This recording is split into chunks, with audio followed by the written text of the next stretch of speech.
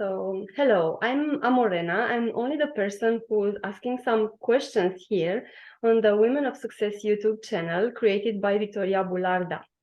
And today I'm thrilled to announce you a woman of great success, Roxana Radulescu. Welcome here. I think Women of Success is a place made for ladies like you, Roxana. And thank you for being here. Welcome. And thank you. Thank you for having me here. It's great to be with you. Yeah, thank you. Thank you. I have to say, Roxana, we are so proud of you because you're a Canadian-Romanian famous, powerful woman with so many successful activities. So I don't want how to start your presentation, but congratulations for all of those stuff, for all of your activity.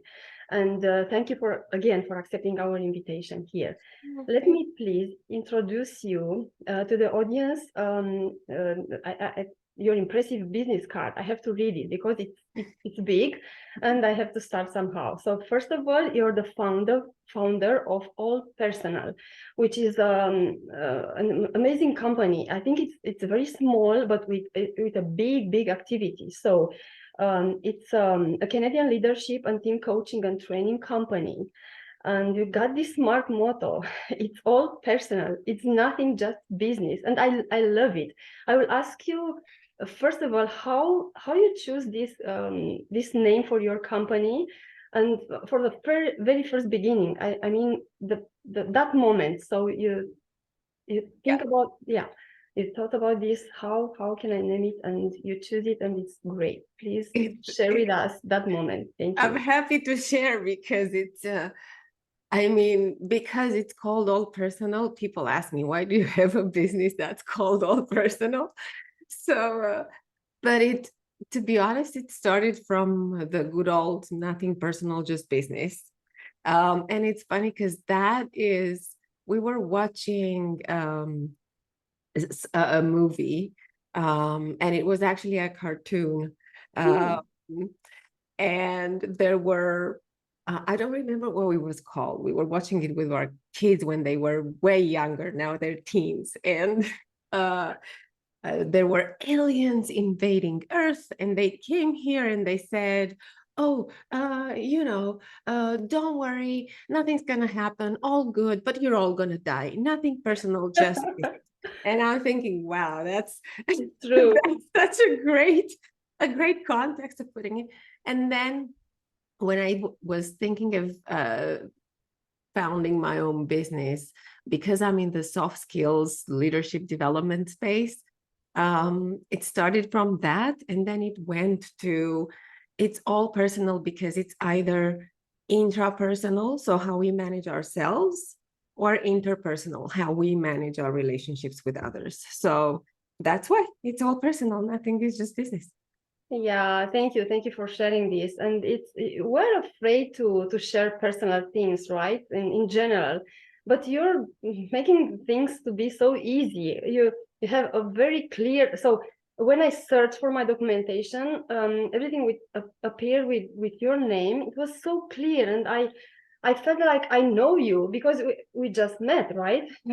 Despite this fact, I think I know you, and you're so human in your presentations and so direct. In the meantime, everything is tender, and I'm sure that you explain everyone from top managers to I don't know, person like me. But okay. We have to say that you have more than 15 years in corporate top legal consulting, training, and coaching. So after all this experience, could you please tell us what do you consider the success is? Because our channel is about success. I mean, a round description, please. So for me, it has a lot to do with impact and how you feel that you contribute, and at the same time that makes you feel valued for your contribution. Because and back in my corporate days, I've seen this, I see it now with I typically work with mid managers and their teams, but also some leaders at executive level, but it doesn't matter, because at the end of the day, we all have this primary emotional need, which are actually three: to be heard, to be understood, and not judged, so accepted and valued. So the more we can do that, that's the actual success. The more I can do things that give me energy and that make me feel fulfilled, and also that benefit others. This is what I see in this dynamic. So that's, for me, that's success. Thank you for your answer. Like you said, and I think you found a very smart approach. Unlike other people searching for top leaders, your program it's focused on only on not only, but especially on mid-senior corporate managers. Why you choose it? You choose this segment for a reason, I think. Could you tell us why? Yeah, Thank you. spot on. Spot on, exactly. I did, because that's where I see the struggle and the disconnect usually, because the executive level usually have a lot of support and training and coaching, and they already have a huge support network. So they do get what they need in terms of how can we help you deliver at a high level? How can we help you perform? For mid managers, what happens is they're what we call the frozen middle sometimes, because that's how they feel. And most of them say, I feel so overwhelmed, and I need to think about my own direct manager and manage that relationship. I need to manage the relationship with my own team, and I need to manage the work that I have to do. And they say, people at the higher level, they don't necessarily care about what's going on in my team, and my team, or people at the lower level, they don't necessarily understand what's going on. So it's this struggle, and they rarely get the support, the training, the coaching needed so that they can really get into that high performance level. And that's what makes them so overwhelmed and burned out. And a lot of people don't even want to be managers anymore because they just cannot cope with that kind of pressure. Yeah. And thank you. And your openness and generosity, you offer online, and I will ask you to present, to say where and how can somebody interested reach you out, right? Because you're very easy to appear in, just Google it. But I discovered that you present like step by step for the interested people. Okay, I don't know. Would you like to share some details related to your real coach classes, or just a little bit? Yeah, sure. Absolutely. And thank you for asking that. The hub for everything is my website, which is personalskillscoach.com.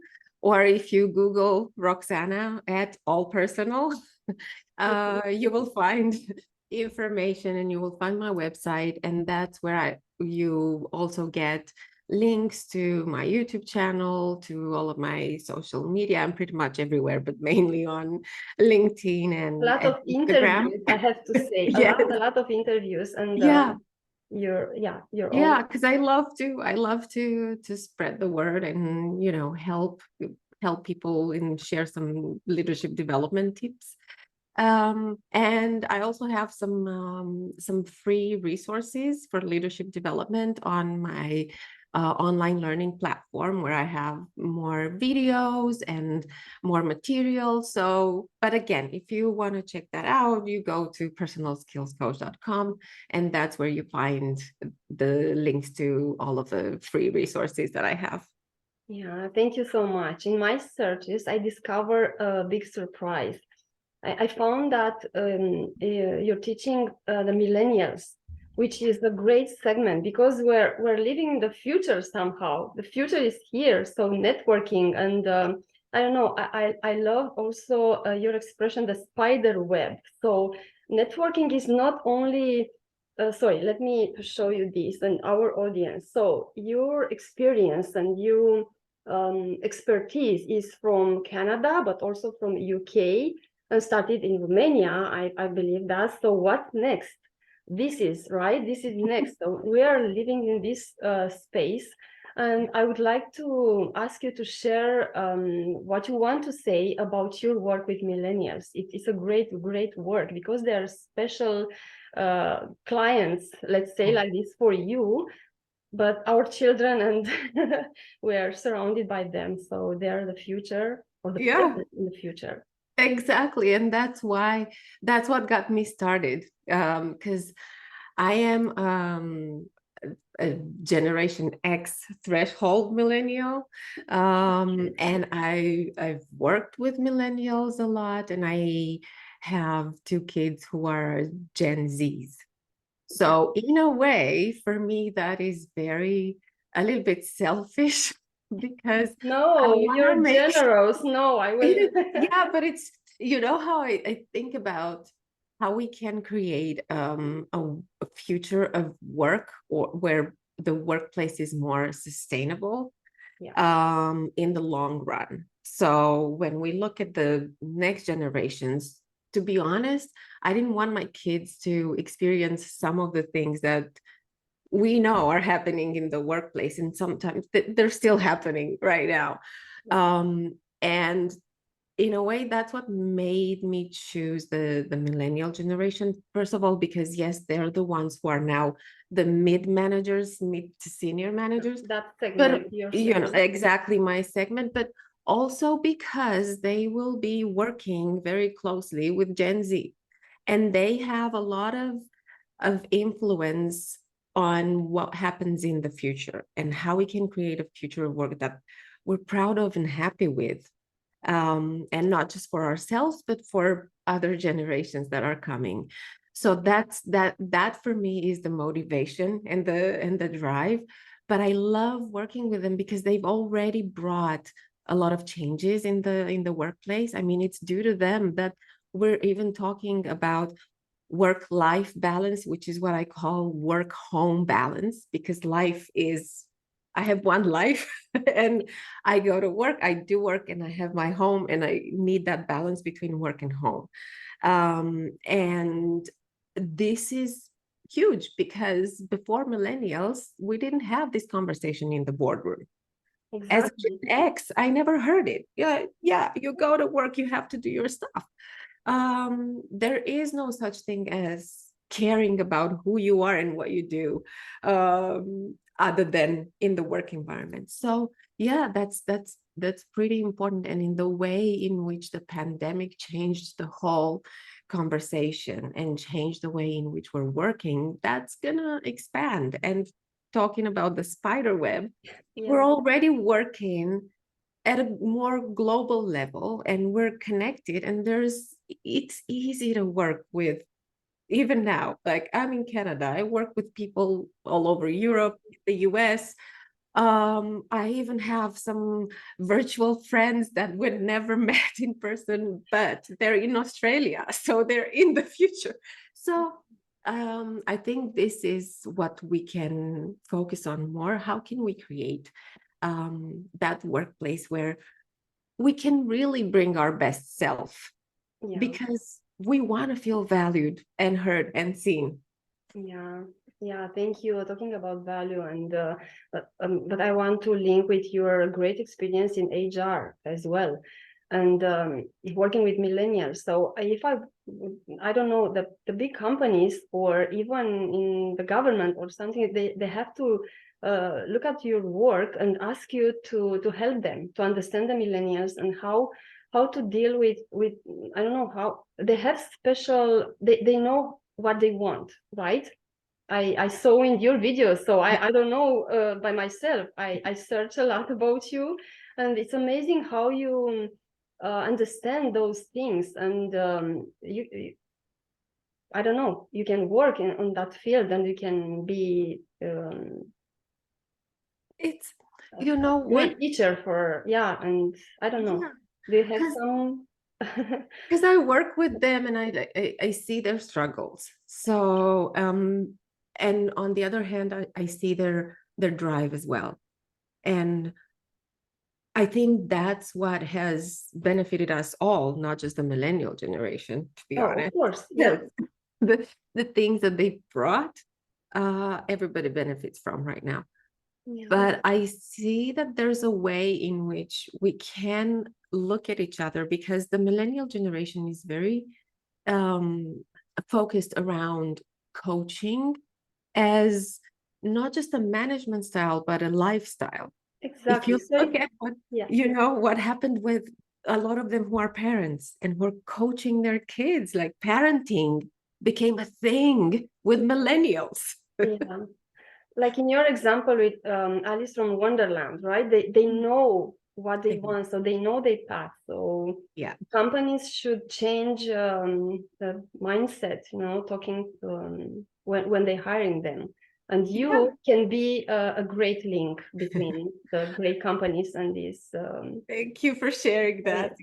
Yeah. I think so. I think because of the spider web that you mentioned and the networked relationships that we're building, it doesn't have to be all top down. And we can, if we ask people, a lot of them in companies, they know what could be done and what would benefit other groups and other networks or clusters of people. So I think the more we start listening and having conversations around, okay, maybe not all ideas are going to be possible to implement, but some ideas might be just simple solutions that connect people more and that don't cost a lot. I mean, people's creativity can, really benefit the companies in so many different ways.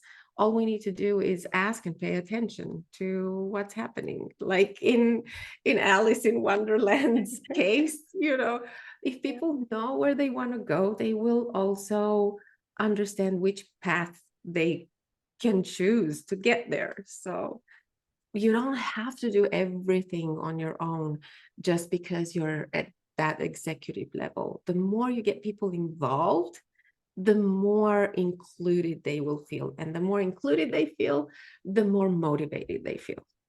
Of course. Thank you so much. And because of your experience, I think you can provide us great definition of for a big leader. Because you said that you will make them happy and their team to be happy. This is a great mixture for myself at least.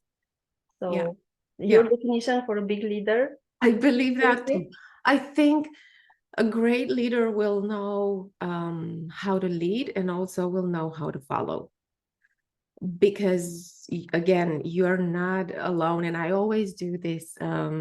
I make this analogy because when I was in my corporate days, my official title was head of learning and development. And I always laughed about it because it seemed a little bit, it was hilarious to me that I would be the head and I would be a walking head. And then we agreed in our learning and development team, hey, we're all walking heads. The reason for that being because we were all experts in our own field, and we would know what to expect from each other, how to help one another, when to ask for help. We were counting on each other. So it wasn't just the boss making the decisions and then people just executing. From top to the bottom. Yeah, we're way past that. That was the old industrial age model of management, which was good and it serves you right in certain circumstances, but not in what we call now the knowledge industry. That is where you have to recognize people. That's why you bring them in, because they know stuff, they're good at something, you appreciate their skills, their knowledge, their expertise. So appreciate it as well as they join your team. And that for me is what great leaders do. Thank you. And this reminds me what you said a few minutes before. And we know that you focus on communications, verbal and non-verbal, presenting and speaking, feedback, and so on. But I noticed that you keep saying that the soft skills are essential. Could you please develop this great idea? Here in Canada, I think I met this idea, but you, I don't know, highlight it somehow very well in your presentations. I think there, and I never liked the term of soft skills because I Okay. don't, If you have another no, yeah, it has. question, or yeah, please share with us. Yeah. There's this almost like a debate of what are we gonna call soft Yeah, skills, soft. right? Like the word soft. It's not Yeah, proper but softness. I think they're essential skills, to be honest, because again, they are the ones who help you navigate this thing that we call career, right? Yeah. They're the ones who either support you and help you feel successful and happy and fulfilled with what you're doing and how you're doing, the way that you're working, the relationships that you create with people at work. Because at the end of the day, we rarely remember exactly the tasks that we fulfilled, but we remember those moments of connection, of communication with other people on our team where somebody might have said, hey, look, I really appreciated when you helped me with that. And you really went above and beyond, or you really did a great job with this project, and I cannot be more grateful. These are the things that help us feel successful, not just think that we're successful because ABC. It's that feeling, and how we feel stays with us for a long time because it creates memories. Yeah. So that to me is where, when we start talking about soft skills, these are the actual, that's why I call them personal skills, essential skills, because they're the ones who propel you forward. Yeah, you're perfectly right. And because all is personal, isn't it? Would you like to share your own experience as an immigrant? Just to compressed story, if you like, and how this experience made you understand, encourage, and teach other people. It's yeah. Could you share with us? It's all personal, so It feel is, free to yeah. say. Yeah. And as you know, as well as I do, each immigrant story is going to be different. For us, it was, we moved to Canada in 2017 in March. And we actually just became citizens last year, Oh, in congratulations! 2022. Wow, it's a Yes, big that achievement. was, Okay. yeah, it is. And it felt great Yeah. as well. And I don't know, you know, when we landed, one of my kids said, oh wow, everybody here is from everywhere. And Great. It's that was, wonderful. and I think that describes it very well, because I love the diversity that we see here. And it's the kind of diversity that you don't see in many places around the world. Literally everybody is from everywhere. And it's been, you know, it can be a pretty much like a roller coaster. One, you know, you're up and you're down and you're up and you're down, pretty much like an entrepreneurship journey, which is funny because I started my business also in 2017, sometime in Oh, summer. so at the same Yeah. time when you So came. it was, Wow. yeah, it was uh navigating the new culture, the new country, but it felt like home, to be honest. So that was easy. And then building the business in parallel with building our life here. So that was, as I said, very much like a roller coaster. But as you know, I found this awesome quote about entrepreneurship, and I think it applies to an immigrant journey as well. It's entrepreneurship is like the rhythm of the heartbeat on an EKG machine, the one Yeah, that you're right. measures the heartbeat.